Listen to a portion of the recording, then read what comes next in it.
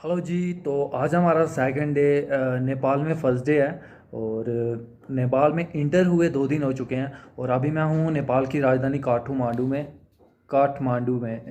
में। और सुबह मैं तकरीबन 6 बजे पहुँचा था। और तभी से होटल ऑनलाइन ऑनलाइन ऑर्डर बोल रहा हूँ ऑनलाइन जो मैंने बुक करा था वो होटल जहाँ से 40 किलोमीटर दूर था। और इसलिए मुझे उसके बाद मैंने फिर से इंटरनेट मतलब स्थानीय जो यहाँ के लोकल लोग हैं उनसे वाईफाई मांगने की कोशिश करी। बट कोई भी मेरी बात को समझ नहीं पाया, और जो समझे उनके पास डाटा ही नहीं था, क्योंकि यहाँ पे डाटा बहुत एक्सपेंसिव है। मे भी 12 रुपीज़ में 35 MB मिलती है। और किसी ने हॉटस्पॉट नहीं दिया। फिर फिर यहाँ जो पास में होटल है वहीं पे रुकना पड़ा, और जहाँ मैं गेस्ट हाउस में रुकना पड़ा। नेपाल में बस स्टैंड के पास ही है बिल्कुल। और जहाँ मैं पे कर रहा हूँ एक दिन का तकरीबन 312 रुपीज़, पॉइंट को छोड़ो, 312 रुपीज़ एक दिन का पे कर रहा हूँ। और खाने का जहाँ पे चार्जेस है, अगर इंडियन करेंसी में बोलूँ तो 100 रुपये में जितनी मर्जी खा सकते हो, आप खाना खा सकते हो। और कुछ इस टाइप का है, 312 रुपीज़ का जो रूम है। तो एक सिंगल बेड है यहाँ पे, और ये अटैच बाथरूम है। इतना इतना लग्जरी टाइप भी नहीं है, बट ठीक है। मैं तो यहाँ पे रात को ही रुकूंगा, दिन को मैं थोड़ा बाहर घूमूंगा फ़िलहाल। और अभी अभी मैं जाऊँगा, अभी मैं नहाऊंगा, फिर खाना खा के जाऊँगा पशुपतिनाथ मंदिर, और उसके बाद गुप्तेश्वर मंदिर। और मैंने सोचा यहाँ पे ट्रेन में भी सफ़र करूँगा, बट अभी मुझे पता चला कि ट्रेन जनकपुरी में है, जो जहाँ से तकरीबन 500 किलोमीटर दूर है। और वहाँ भी ट्रेन अभी चल नहीं रही है।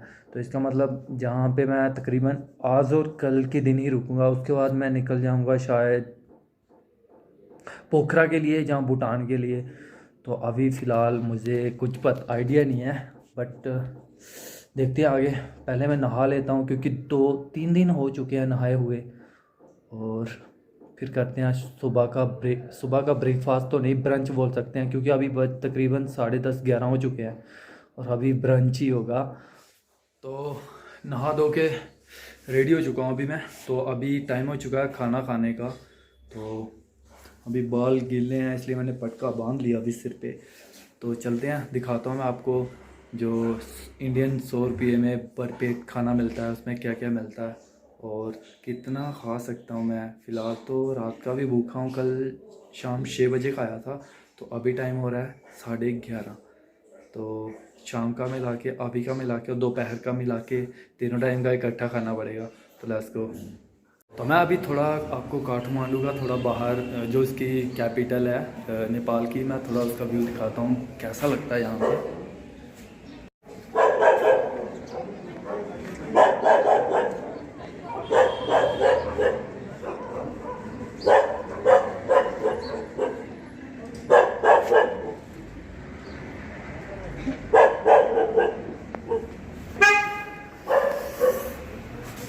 सेम प्रोसेस, सेम सब कुछ देखने में इंडिया जैसा ही है, पर जहाँ पे इतनी पॉपुलेशन नहीं है, लोग बहुत कम दिखते हैं। बाकी बाहर शायर और बिल्डिंग कंस्ट्रक्शन अगर आप देखो तो इंडिया जैसा ही है, थोड़ा नॉर्मल ही है। तो चलते हैं खाना खाने भाई, काफ़ी भूख लग रही है।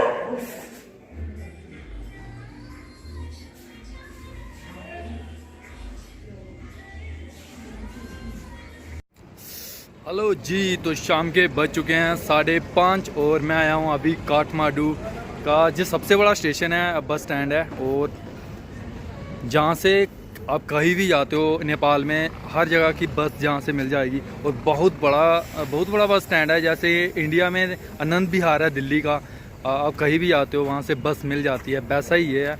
और तकरीबन कम से कम जहाँ पे मैं भी 1000 लगभग बस यहाँ पे खड़ी होगी। अभी टाइम शाम का टाइम है, मैं आपको दिखा नहीं सकता। और अभी भाई आपका हेयर कट भी करवा के आया है, जो पड़ा मेरे को 150 का। जाने की अगर इंडियन यहाँ पे आते भी हैं, उनकी करेंसी 50% बढ़ जाती है, 0.50%। तो भी आपको रेट वो इंडिया वाला ही लगेगा। मतलब ऐसे अगर मैं इंडिया वाला उसे कन्वर्ट करके बताऊँ तो वो चार्जेस हुआ 90 रुपीज़, यानी कि 90 रुपये लगे मेरे हेयर कट को करवाने के लिए। और उन्होंने मेरे से चार्ज करे हैं नेपाली करेंसी में 150 रुपीज़। और अभी मैं आया हूँ सिम लेने के लिए नेपाल की, क्योंकि कल मैं पशुपतिनाथ मंदिर जाऊँगा और कल पशुपतिनाथ परसों जाऊँगा मैं पोखरा के लिए, जहाँ पे गुप्तेश्वर मंदिर, गुप्तेश्वर केव है और भी बहुत कुछ है पोखरा में, ऐसा सुना मैंने। और अभी मैं आपको काठमांडू का ये बस स्टेशन दिखाता हूँ यार, सच में बहुत बड़ा बस स्टेशन है। इतना बड़ा तो दिल्ली का जो मैंने क्या नाम बताया आपको, अनंत विहार भी इतना बड़ा नहीं है जितना ये काठमांडू नेपाल का बस स्टैंड है। दिखाता हूँ मैं आपको। और फिलहाल पहले मैं सिम लेने के लिए चलता हूँ और देखते हैं कौन सी शॉप पे मिलेगी यहाँ पे सिम। और यहाँ पे सिम का कुछ इस तरह है, अगर आप सिम लेते हो, जैसे मैंने पहले ही नेपाल बॉर्डर पे पूछा था उन दुकान वालों से, उन्होंने बताया कि 200 रुपये में आपको सिम पड़ेगी नेपाली करेंसी में एक्टिवेट करने के लिए बस। और डाटा आपको अलग से मिलेगा 12 रुपीज़ में 35 MB मिलती है। यहाँ पे पूछते हैं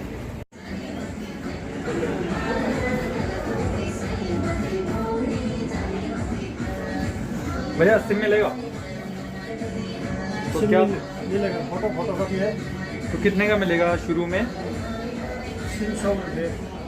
तो उसका प्लान क्या रहेगा बाद में? उसका फॉर्म भरना पड़ेगा, ऐसे वाला फॉर्म आएगा, इसमें फोटो लगेगा।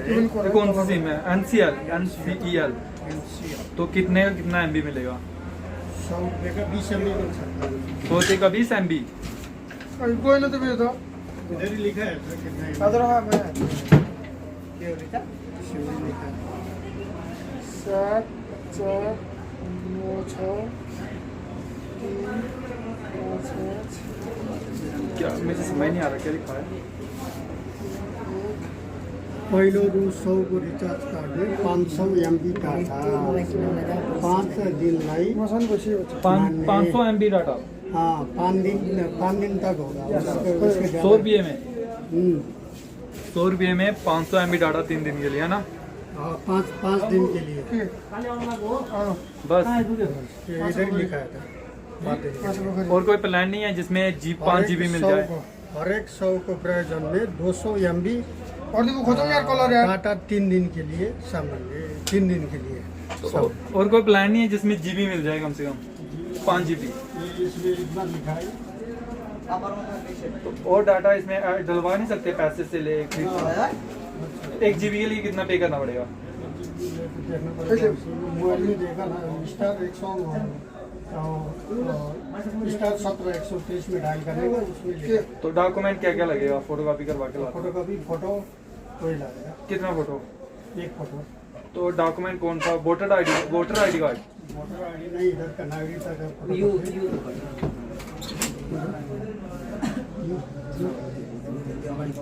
मतलब इंडिया का कौन सा ID कार्ड लगेगा भैया? इंडिया का तो मालूम। इंडिया के मिलेगी नहीं इंडिया में, इंडिया वाले से ID कार्ड पे। तो ये तो प्रॉब्लम होगी अभी तो, बट इंडिया वाले ID कार्ड में सिम ही नहीं मिलेगी भाई। इतना टाइम वेस्ट करा। और 100 रुपये में 500 MB, सोचो कि 100 रुपये में इंडिया में 6 GB मिलता है, वो भी 1 मंथ के लिए। तो यहाँ पे काफ़ी महंगा है, तो फिलहाल तो अभी मैं नहीं ले रहा। काफ़ी महंगा है, जितना मैंने सोचा था उससे कई गुना महंगा हुआ है। तो अभी चलते हैं। मुझे नहीं लगता कि मुझे नेपाल में सिम लेनी चाहिए, क्योंकि जहाँ पे डाटा इतना महंगा है, किसी से हॉटस्पॉट मांगो तो भी वो 10 बार सोचने शुरू हो जाता है कि मेरे पास 10 MB या 20 MB है। तो इसके बाद जिस कंट्री भूटान में जाऊंगा तो भूटान में पहले से सिम लेके रखूंगा अपने पास, मतलब पहले से अपने जियो सिम में इंटरनेशनल रोमिंग एक्टिवेट करवा के रखूंगा। तो अभी निकलता हूँ मैं वापस अपने हॉस्टल की ओर।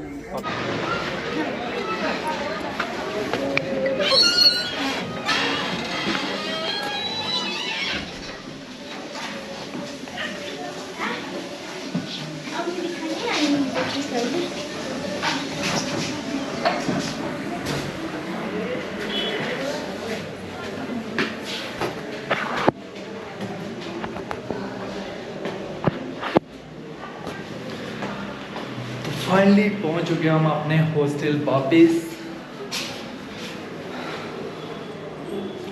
चेहरे की।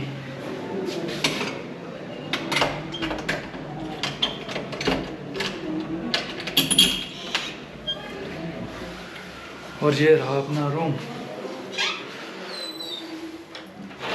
लॉक कर लेते हैं। तो फाइनली आज हमने पूरा काठमांडू मतलब नेपाल की राजधानी मैक्सिमम घूम ली है। मतलब जो जितनी भी मेरे आसपास है उतनी मैंने कवर कर ली है। और मैं अपने रूम का हाल दिखाता हूँ अभी। और देखो बड़ा बुरा हाल करके रखा है। और जहाँ पे अपना चार्जिंग वाला सामान है और हर जगह मतलब आपको सामान बिखरा हुआ ही मिलेगा अभी। तो कल इन्हें इकट्ठा करेंगे। तो कल मैं जाऊंगा सुबह पशुपतिनाथ मंदिर, क्योंकि इतनी दूर नेपाल आए हैं तो भगवान शिव के दर्शन करना तो बनता है। और अभी मैं करूंगा नीचे जाके रात का भोजन रात का भोजन। और आपको मिलूँगा मैं कल, क्योंकि मैं कल जिस बस में आया था उस बस में भी मैं सो नहीं पाया था प्रॉपर। तो एक और बात बताऊँ, नेपाल की ठंड भाई जम्मू कश्मीर के बराबर ही है। जितनी ठंड जम्मू कश्मीर नहीं, जम्मू में पड़ती है उतनी ठंड नेपाल में भी पड़ती है। और काफ़ी ठंड है यहाँ पे। और तो फिलहाल अभी के लिए बाय बाय, जय हिंद। मिलेंगे आपको कल सुबह पशुपतिनाथ मंदिर जब जाएंगे। तो आप वो वाली वीडियो भी ज़रूर देखना, भगवान शिव के दर्शन आपको भी हो जाएंगे।